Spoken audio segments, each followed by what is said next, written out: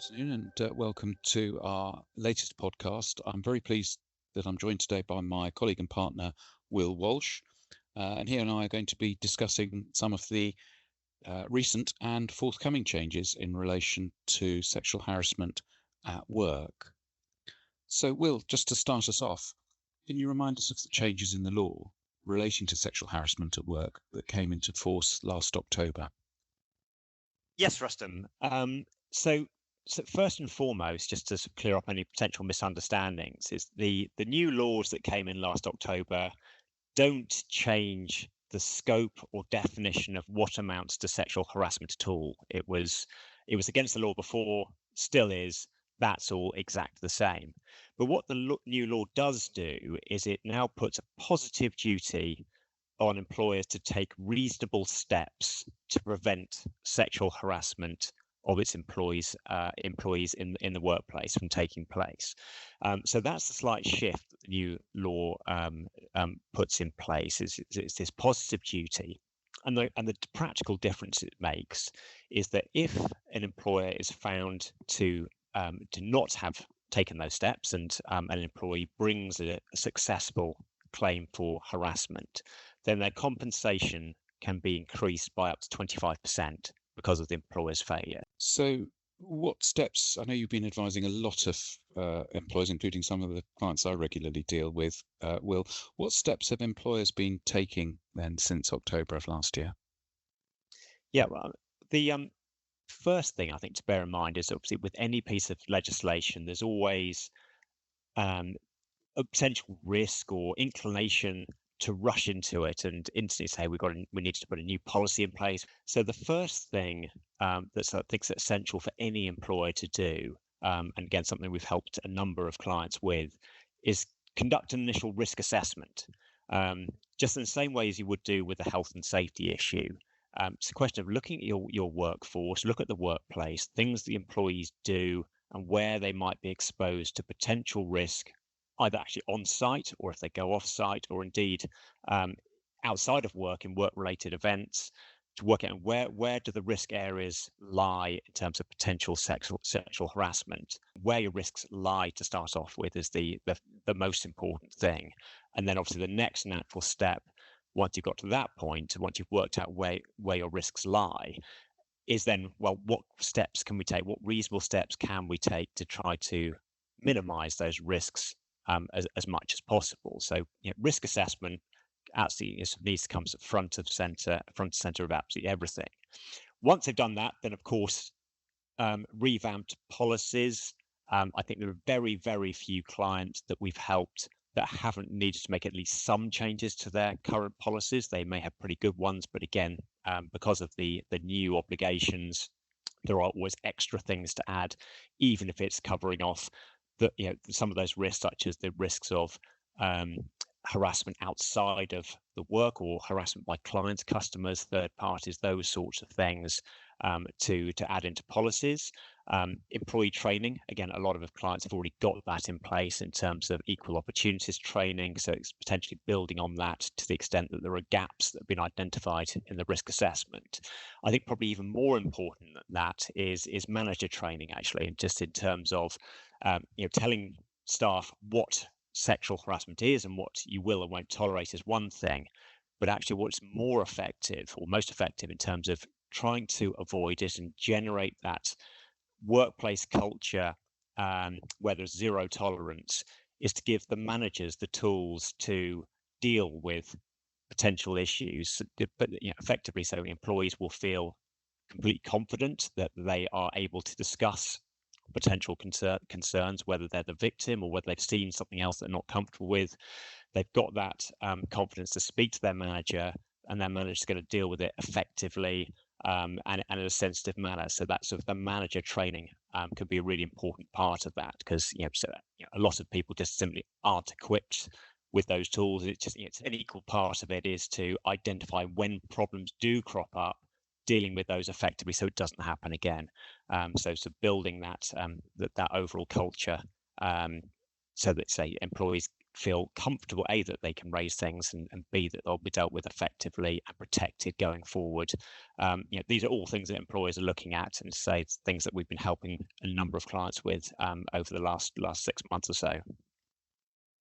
So, will you touch there on sort of some of the challenges, not least that, of course, you can't anticipate? It's like you can't legislate for every possible eventuality or issue. Are there any other particular challenges you think that employers have faced? Yeah, I mean, I think really the main obstacle that clients have come across that we've helped anyway is almost an issue of fear. Um, in terms of, first of all, that's the perception that the more that we talk to employees about the issues and tell them about harassment and the new laws and all those sorts of things, that fear that will just encourage more complaints, and people are worried about that of, are we equipping our employees to actually complain against us?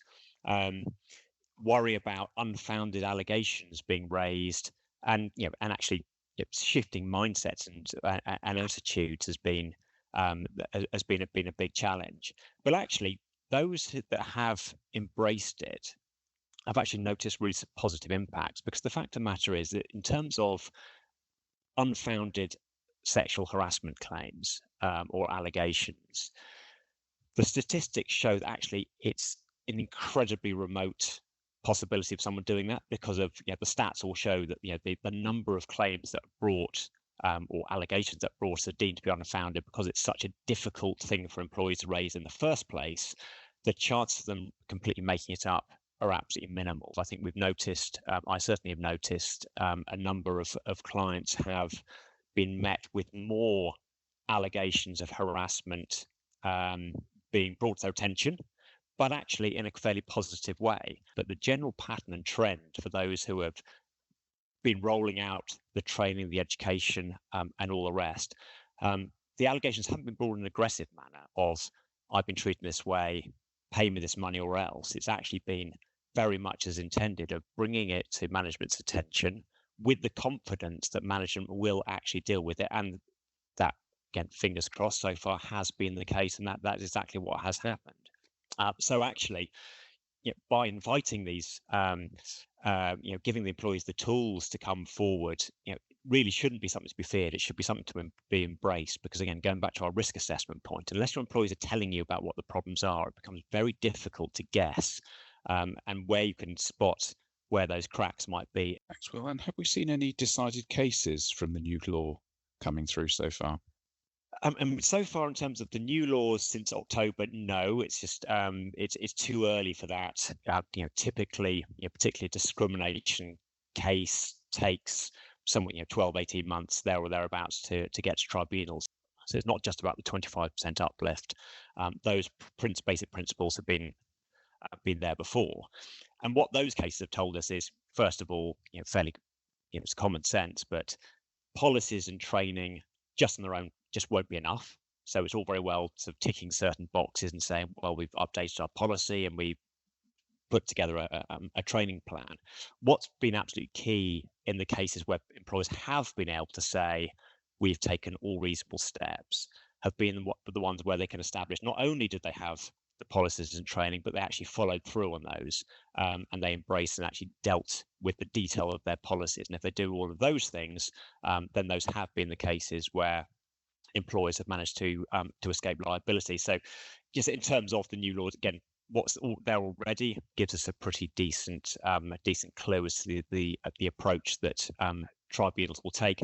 That said, as things stand right now, the current bar for excluding liability altogether is an awful lot higher than the bar is for the duty to take reasonable steps to avoid. I know we've got some more changes due to come into force later on in 2026. Can you help us with those? Yes.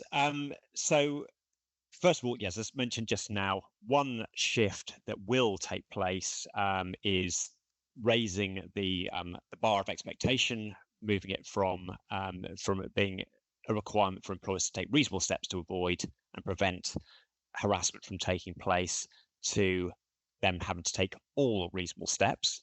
But probably the most significant change is that when the law gets updated further, there will be strict liability for harassment by third parties. So again, that isn't written into the current law at the moment. If your employees are harassed by external third parties in the course of their employment, that will change and it will become an absolute liability on you going forward.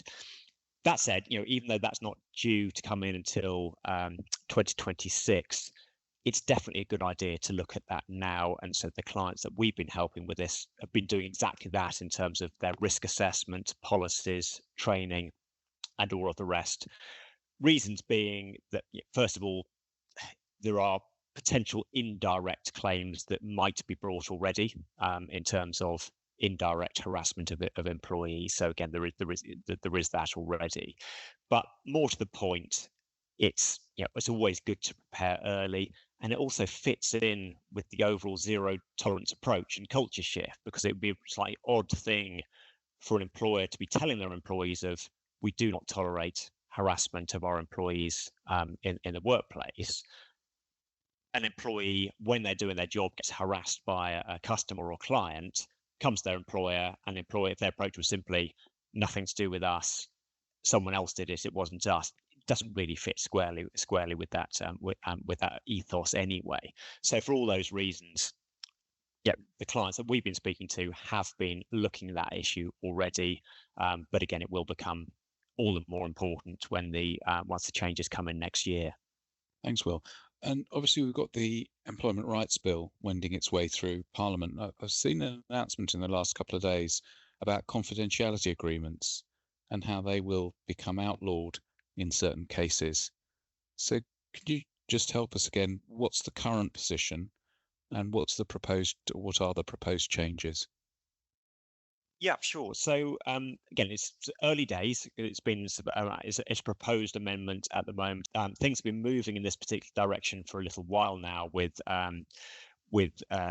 NDAs, confidentiality clauses becoming more and more restrictive in terms of what you can and can't stop an employee from doing. So, for example, it's already become established law that you can't prevent an employee making protected disclosures. In other words, reporting suspected criminal or illegal activity, reporting serious issues to regulatory bodies, those sorts of things. So there's always been that direction of travel already. But the new proposal announced recently would basically be that if the change goes through, it would put a ban on disclosing allegations of harassment or details about the employer's response to allegations being made. So any kind of agreement that tried to do that would be void. There is this exclusion included. The wording covers off the possibility of accepted agreements. So there are some exceptions in terms of when it might still be possible to put an NDA in place in respect of this. But in terms of what would count as an accepted agreement, remains fairly uncertain. It's unlikely to be your standard settlement agreement. I think it'll be a lot more than that. Proposals have included things such as that the agreement or the confidentiality provisions would need to be requested by the worker. That there might be time limits on how long that will stay in place. The worker would need to have had independent legal advice on that. They would have the right to withdraw and void the agreement. Those sorts of things. Again, the detail remains to be seen. Say there is already similar things in some other countries, such as in Ireland, where again it's possible as long as the confidentiality has been strictly requested by the worker, not by the employer. So it's probably likely to end up something along those lines, but the exact detail remains to be seen. Thanks, Will. And what do you think the likely impact will be from these changes? Do you think we'll see more claims being made? Will the parties still be keen to settle? Yeah, I mean, in terms of the law as we stand, the changes that we do know about, the steps to prevent harassment from taking place. I mean, potentially, yes, there might be some initial uplift in number of claims simply because the spotlight has been placed on the issue a little bit more. Possibly, if you've got employers who have rolled out a new policy and they just haven't taken it seriously, employees possibly are even more disappointed than ever by the employer's approach, than those sorts of things. But in terms of the proposals about confidentiality and voiding agreements that stop people from being able to talk about it, of course, that can be a huge thing for employers at the moment. In terms of resolving a complaint, they may feel the allegations are not well founded, but just from a PR point of view, it's the right thing to do to try and knock it on the head. And of course, if the ability has been taken away from employers, it lessens the appetite potentially to settle matters.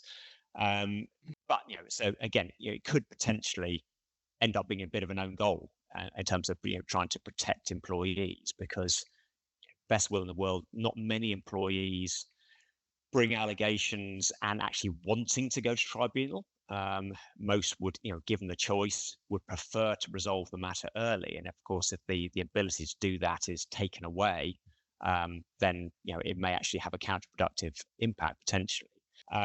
There are still going to be potential benefits to settlement because, again, first of all, there is a very clear difference, I think, in terms of something that is settled on early on an amicable basis and done privately. Yes, the employee may be free to talk about it, but in terms of their actual desire to do so, if they've got what they want, that's very different to those issues being aired in public. Again, from a PR point of view, I think as an employer, you would much rather deal with it privately as much as you possibly can. There's going to be commercial value still. Again, there's a big difference between knocking something on the head at an early stage versus the full cost and time commitment and all of those factors for having to go all the way to tribunal over a matter that can make a big commercial difference. And I suppose the other consideration for employers is, well, what happens if they fight the claim and lose? It could end up looking an awful lot worse than settling, even if the employee is allowed to disclose details.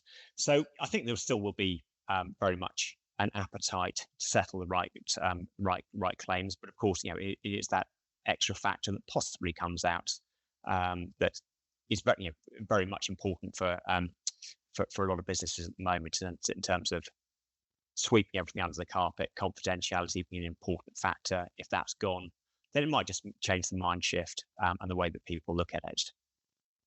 Okay, so thanks very much, Will. And I guess therefore, just trying to pull it all together and summarise in terms of what we've already got. It's and the changes that came in last year. If you haven't already looked at policies, etc., it's not immediately leaping to just create another policy, but it's like taking that step back, doing the risk assessment. I think that you were talking about, considering what the work environment is, where the risks and issues might arise from.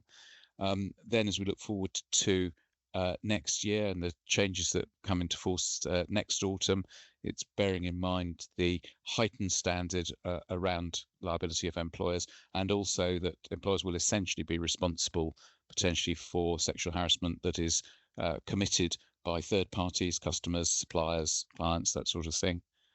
And then on settlement agreements, depending on where the Employment Rights Bill goes, it's making sure that the clauses are properly up to date and remain compliant. Is that a fair summary of action points and takeaways? Absolutely. I think that covers everything. I think the only thing remains to be seen is, say, we're helping a lot of clients on all of these issues, but both in terms of the changes to the law to date and changes that should be put in place, but also looking ahead and future-proofing things as well, helping clients on a day-to-day basis with all aspects. That's brilliant. Thanks very much, Will, for joining me today. And just a reminder, obviously, that you can catch up on our podcasts on LinkedIn, Apple Play, Spotify, or your usual channels.